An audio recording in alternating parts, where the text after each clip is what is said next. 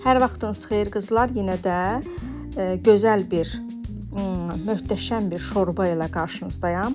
Deməli qızlar, bu şorba qış aylarının əvəzsiz bir şorbasıdır. Amma yenə də mən evdə quru lobyam olduğu üçün mən yenə də bunu bişirib, hazırlayıb sizə göstərirəm. Deməli qızlar, soğanı, kartofu xırda-xırda doğrayırıq. Qazanıma gözəl yağ əlavə edirəm, kərə yağı, bitki yağımı əlavə edirəm, soğanlarımı əlavə edirəm, 1-2 diş sarımsaq da bura əlavə edirəm və gözəl bir şəkildə bu soğanlarımı qızardıram. Deməli, soğanlar yaxşı bir şəkildə qızardıqdan sonra bura mən əlavə edirəm tomat pastası və yaxud da biber pastası, fərq etməz. Nə evdə varsa tomat pastası və biber pastası əlavə edə bilərsiniz. 2-3 qaşıq hardasa, yəni çox bir şəkildə 2-3 qaşıq da tomat pastası bura əlavə edirik və öncədən bişirmiş olduğumuz quru lobyaları da bura əlavə edirəm. Lobyaları axşamdan isladıram, səhər durub bişirirəm və şorbam üçün artıq lobyam tam hazır bir vəziyyətdə olmuş olur. Soğanlarımı üzərinə əlavə edib qarışdırıram, üzərinə su əlavə edirəm.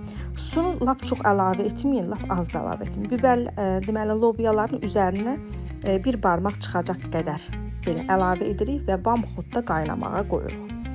Təbii ki, bu əsnada ədviyyatlarını da vuracağıq. Ədviyyatları da ki, mütləq sarı kök, bir çay qaşıq sarı kök, sonra duz, istiyot. Mən bir çay qaşığı duz vururam, yarım çay qaşıq istiyot vururam. Ədviyyatlarını da əlavə edirsiniz zövqünüzə uyğun. Qəşəng qarışdırıb və qoyursunuz bunu vam odda gözəl bir şəkildə pişməyə. Bu hardasa yarım saata belə 40 dəqiqə qaynayır.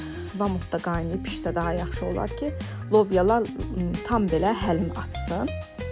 Vəssalam, demək olar ki, artıq yeməyimiz hazırdır. Biz son addımda pişməyini artıq son addımda artıq kartoflar da pişir, biber, lobyalar da tam olaraq pişdiyi üçün biz artıq sonda buna əlavə edirik çalınmış yumurta.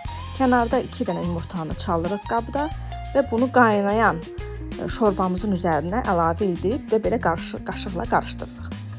Deməli qızlar, bu yemək həqiqətən də çox möhtəşəmdir.